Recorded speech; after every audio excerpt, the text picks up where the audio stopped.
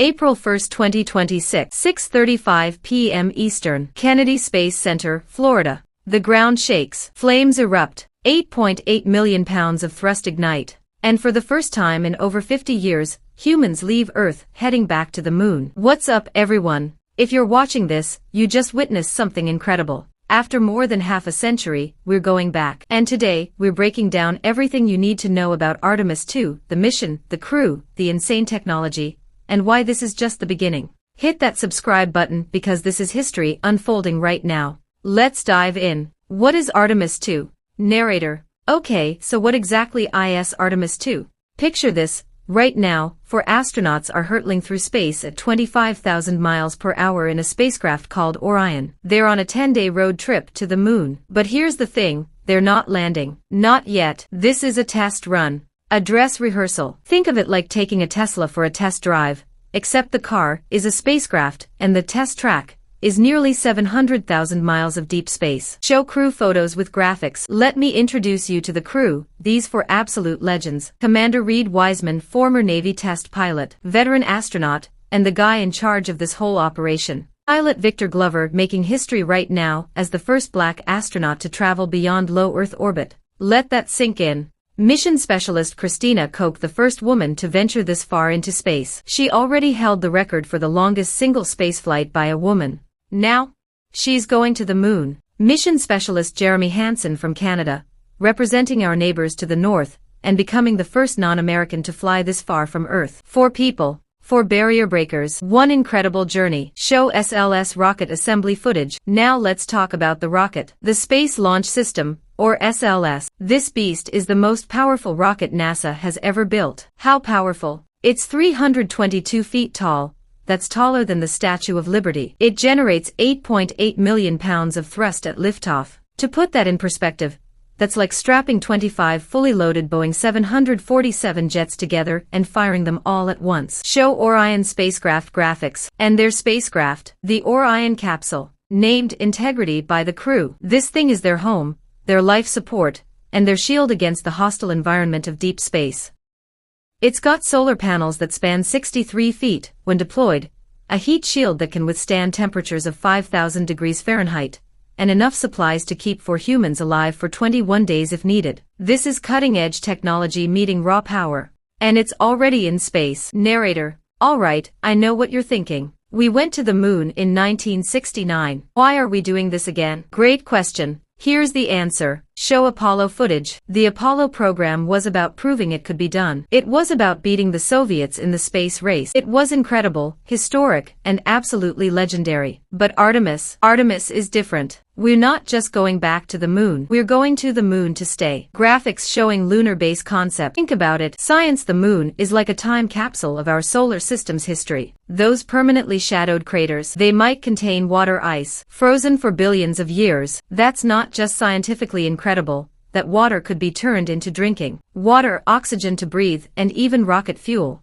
Technology. Every problem we solve for the moon, radiation protection, sustainable habitats, reliable power systems, gets us one step closer to Mars. The moon is our proving ground. Inspiration. And here's the big one. Right now, there's a kid watching this launch. Maybe it's their first time seeing a rocket launch. Maybe they're 8 years old. In 20 years, that kid could be walking on Mars, or designing the first interstellar spacecraft, or solving climate change with technology we develop for space. Show final Apollo 17 footage. December 1972. Apollo 17. Eugene Cernan became the last human to leave footprints on the moon. As he climbed back into the lunar module, he said, "We shall return." It took 54 years, but we kept that promise. Why so long? Money, politics, changed priorities, but we never stopped dreaming. We built the space shuttle. We built the International Space Station. We learned to live in space. And now we're ready to go further. Narrator. So what actually happens on this mission?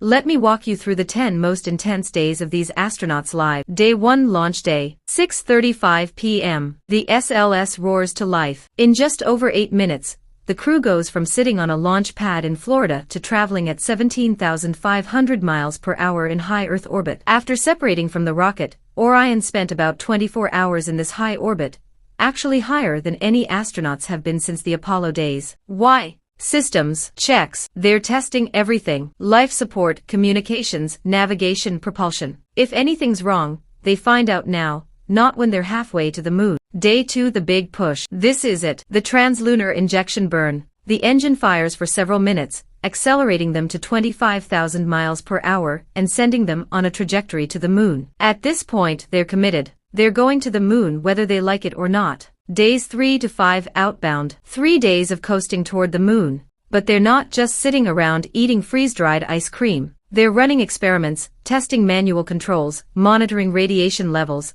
and conducting science that will help future missions. Fun fact, during this time, they're traveling through the Van Allen radiation belts, regions of intense radiation trapped by Earth's magnetic field. Orion's heat shield and hull protect them, but they're monitoring exposure carefully. Day 6, lunar flyby. The moment. This is what they came for. They'll swing around the far side of the moon, the side that never faces Earth. They'll see things no human has seen in over 50 years with their own eyes. Show far side of moon images. And here's something mind-blowing. At their farthest point, they'll be about 252,000 miles from Earth. That's farther than any human has ever traveled. They're literally setting a distance record that might not be broken for years. They'll use the moon's gravity to slingshot back toward Earth, a maneuver called a free return trajectory. If their engines failed completely, they'd still make it home. That's smart engineering. Days 7 to 9 coming home. The long journey back. More tests, more science experiments, and probably a lot of looking out the window at the view of Earth getting bigger. Day 10, re-entry. The most dangerous part. Show animation of re-entry. Orion hits Earth's atmosphere at 25,000 miles per hour. The heat shield experiences temperatures of 5,000 degrees Fahrenheit. That's about half the temperature of the surface of the sun. For a few minutes, they're surrounded by a plasma field so hot that radio communications are completely cut off. Mission Control can't talk to them. They can't talk to Mission Control. They're alone, trusting that the heat shield holds. Then, parachutes deploy, splash down in the Pacific Ocean. And just like that, they're home. Mission complete. Narrator. Now, I gotta be real with you. Getting to this launch was not smooth sailing. Show timeline graphics. Artemis II was originally supposed to launch in September 2025. Then it got pushed to February 2026. Then March. Then April. Why all the delays? Show technical imagery. First, engineers discovered issues with Orion's life support system during testing. Critical stuff. You can't send humans to the moon if the air recycling system might fail. Then, after Artemis I, the uncrewed test flight in 2022, they found unexpected damage to the heat shield during re-entry. That's the thing that keeps the crew from burning up when they come home. Yeah, that's pretty important. So they investigated, they tested, they fixed, they tested again. Then came the delays in early 2026. A hydrogen leak during a practice countdown. A valve problem. A helium flow issue that forced them to roll the rocket back into the vehicle assembly building. Show launch team working. Each delay was frustrating.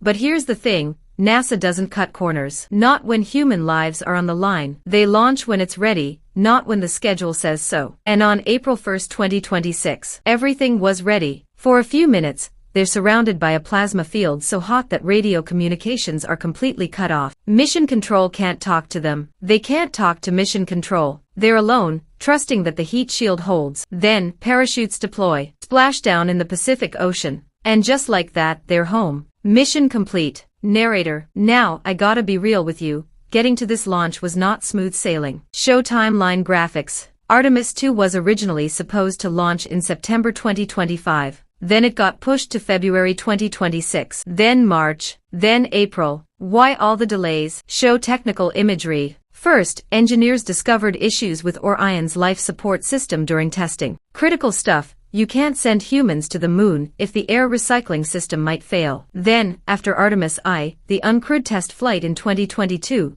they found unexpected damage to the heat shield during re-entry. That's the thing that keeps the crew from burning up when they come home. Yeah, that's pretty important. So they investigated, they tested, they fixed, they tested again. Then came the delays in early 2026. A hydrogen leak during a practice countdown. A valve problem. A helium flow issue that forced them to roll the rocket back into the vehicle assembly building. Show launch team working. Each delay was frustrating. But here's the thing, NASA doesn't cut corners. Not when human lives are on the line. They launch when it's ready, not when the schedule says so. And on April 1, 2026, everything was ready. But this isn't just about for people. It's about all of us. It's about the engineers who built these machines, the scientists who solved impossible problems, the taxpayers who funded it, the kids who will be inspired by it. We're going back to the moon. And this time, we're staying. If you enjoyed this breakdown, smash that like button and subscribe for more space content. Drop a comment and tell me, would you go to the moon if you had the chance? Thanks for watching. And keep looking up. End screen with subscribe button.